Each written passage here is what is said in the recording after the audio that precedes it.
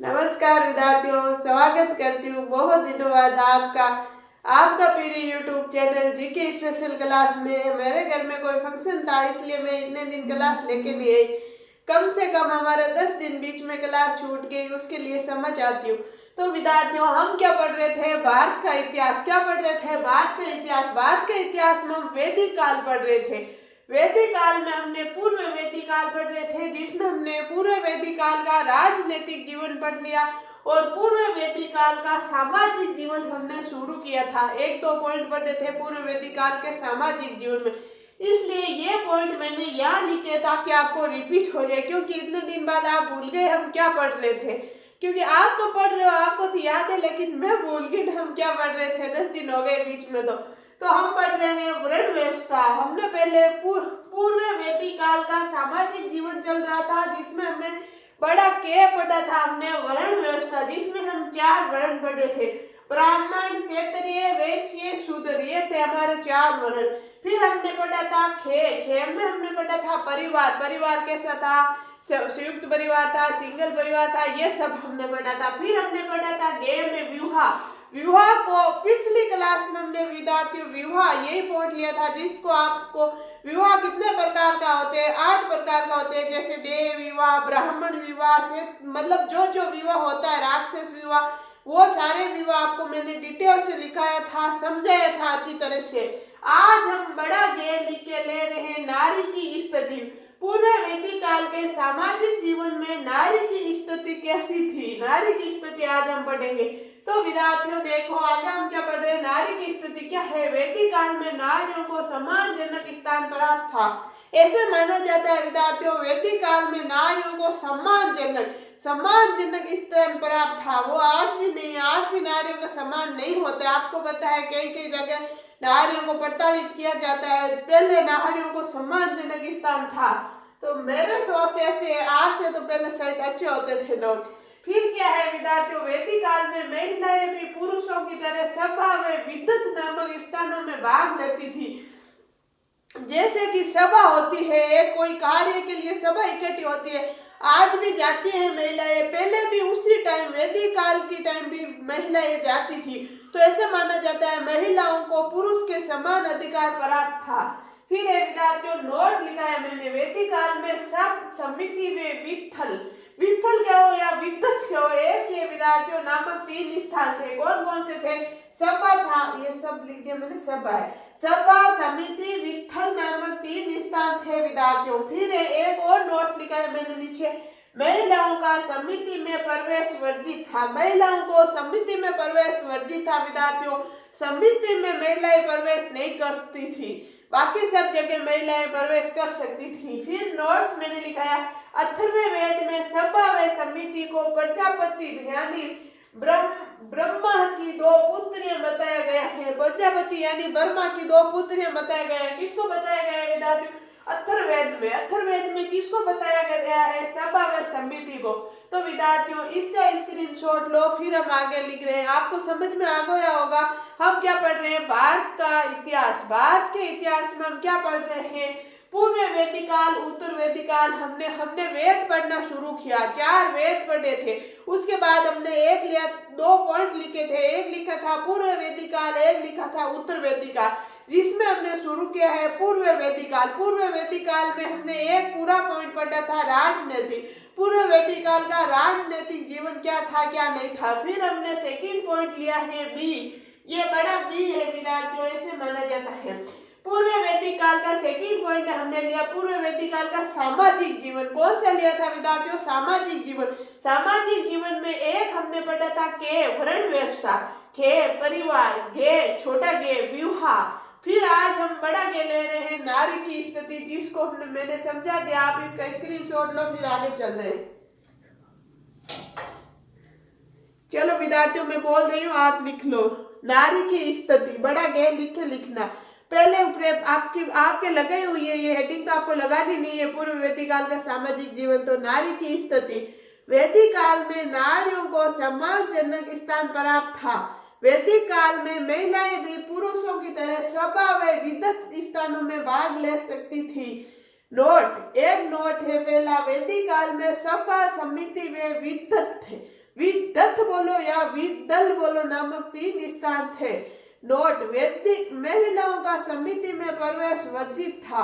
फिर अथर्ववेद में सभा व समिति को प्रजापति यानी ब्रह्मा की 2 पुत्रियां बताया गया है। तो विद्यार्थियों इससे आगे चलो, अब लिख रहे हैं हम।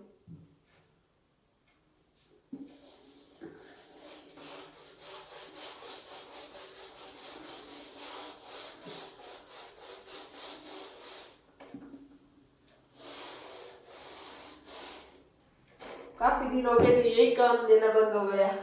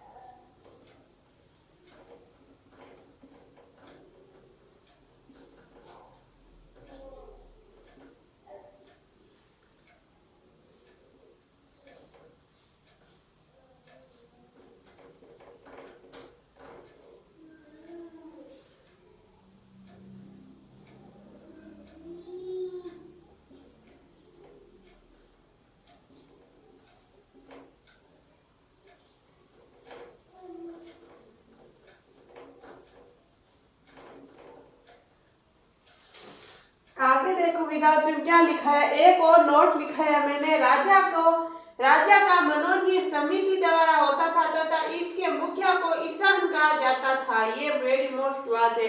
क्या है विद्यार्थियों, देखो राजा को मनोज्ञ समिति द्वारा होता था। यानी आज हमारे समिति में क्या होते हैं आपको पता है। पहले क्या होते थे, राजा होते थे।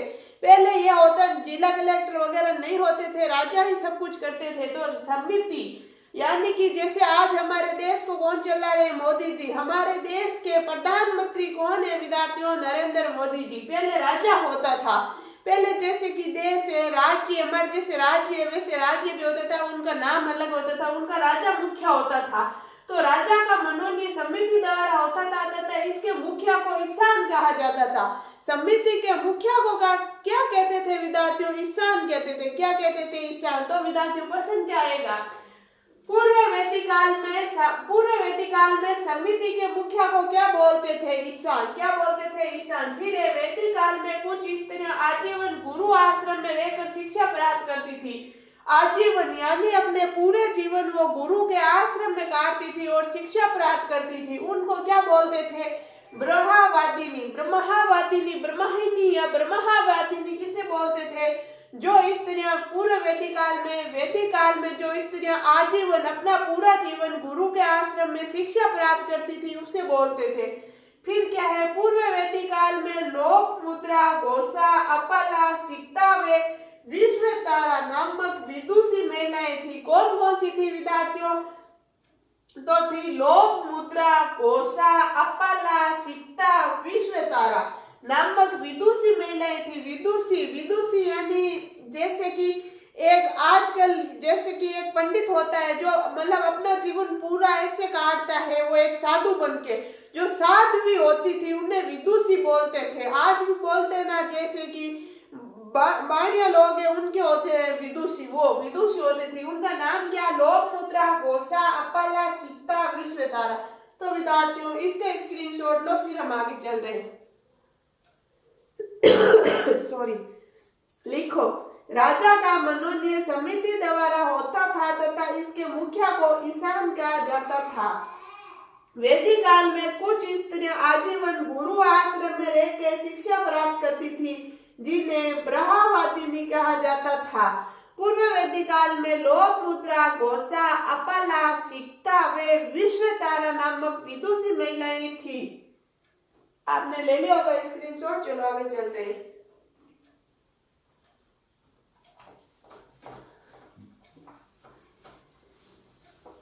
वो बाद में हटा दूंगी मैं साथ में।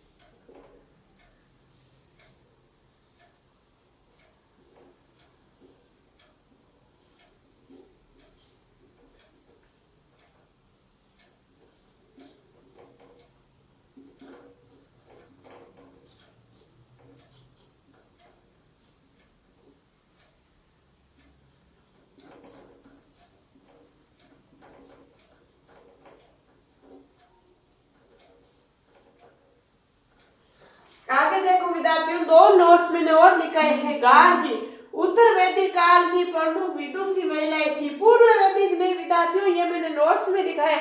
उत्तर वैदिक काल की प्रमुख विदुषी कौन थी? गार्गी। फिर घोषा चर्म रोग के कारण अविवाहित रही। घोषा एक चर्म रोग के कारण अविवाहित रही, वो विदुषी थी। इसका स्क्रीनशॉट ले लो, इसमें बोलना क्या आपको क्लियर दिख रहा है। फिर हम आगे चल रहे हैं, जल्दी लो।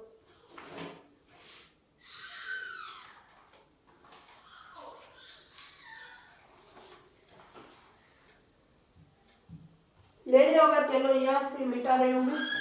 वो ऊपर वाला ये मत लिखना, ये तो ऐसे ही है।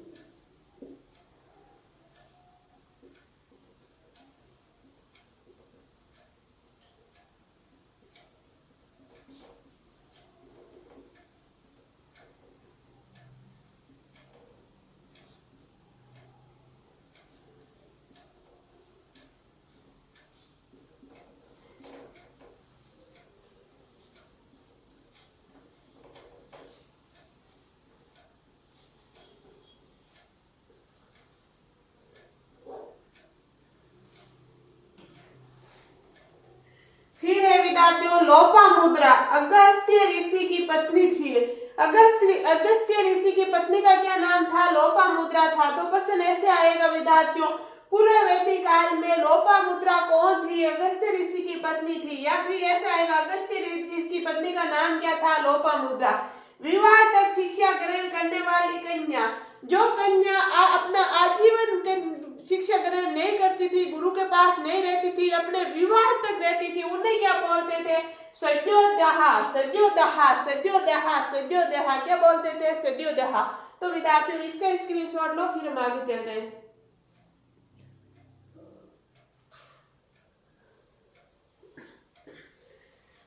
चलो ले लिया होगा आपने, आगे चल रहे हैं। अगला पॉइंट है विद्यार्थियों खान पान। क्या है? नारी की स्थिति के बाद अगला पॉइंट कौन सा है? अरे खान पान। वैदिक कालीन लोगों का मुख्य खाद्यान्न गेहूं, जौ तथा, जबकि इनके अलावा भी निम्नलिखित पकवानों का उपयोग करते थे। गेहूं व जौ तो उनका मुख्य खान पान था। वैदिक काल लोगों का गेहूं व जौ तो क्या था? मुख्य खान पान था। गेहूं तो आज भी हम खाते हैं, हम जौ नहीं खाते, कई जगह आज भी खाते हैं और पहले जौ खाते थे। और निम्नलिखित पकवानों का उपयोग कौन कौन सा? क्षीर पाकवदनम यानी खीर, क्षीर पाकवदनम यानी खीर, अपुम यानी मालपुए, करस यानी जौ, सत्तू व दही से मिलाकर बना हुआ पकवान था, जिसको क्या बोलते थे? करस। मांस यानी उड़द का उपयोग करते थे। यवन यानी जौ, गोतुम यानी गेहूं, ब्रीही यानी चावल। ये सेट आपको दिख नहीं रहा है यहाँ, इसको मैं यहाँ लिख रहा हूं, ब्रीही यानी चावल। इन चीजों का उपयोग करते थे। कौन सा खान पान था? वैदिक काल लोगों का मुख्य खाद्यान्न गेहूं व जौ था, जबकि इनके अलावा निम्नलिखित थे। क्षीर पाकदनम यानी खीर, अपूर्व दनतनम यानी मालपुए, करस यानी जौ, सत्तू व दही से मिलकर बना हुआ पकवान, मांस यानी उड़द, यवन यानी जौ, गोतुम यानी गेहूं और ब्रीही यानी, अगला पॉइंट लिख लेना, ये कौन से 6 के बाद 7वां, चावल। इसका उपयोग ये खान पान में करते थे पूर्व वैदिक काल लोग। इसका स्क्रीनशॉट लो, फिर हम आगे चल रहे हैं। अगला पॉइंट लिखो खान पान। खान पान क्या है? वैदिक कालीन लोगों का मुख्य खाद्यान्न गेहूं व जौ था, जबकि इसके अलावा भी निम्नलिखित पकवानों का उपयोग करते थे, जैसे कि क्षीर पाकवदनम यानी खीर, अपुम द्रतवतम यानी मालपुए, करस यानी जौ, सत्तू व दही से मिलकर बना हुआ एक पकवान था, जिसे करस बोलते थे। मांस यानी उड़द, यवन यानी जौ, गोतुम यानी गेहूं और ब्रीही यानी चावल। इनका उपयोग ये खाने में करते थे विद्यार्थियों पूर्व वैदिक काल समाज के लोग। चलो आगे चलते हैं।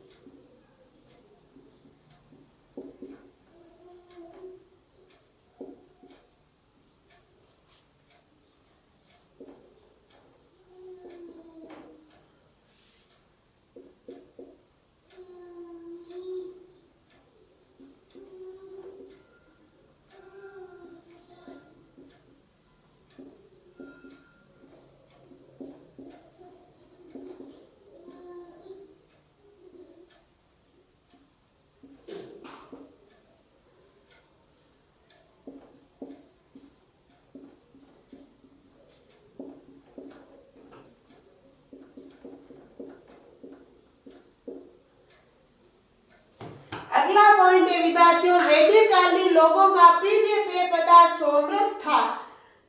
विद्यार्थियों प्रश्न ऐसे आएगा, वैदिक कालीन लोगों का प्रिय पेय पदार्थ कौन सा था? यानी पेय यानी पीने वाला, प्रिय पीने वाला कौन सा था?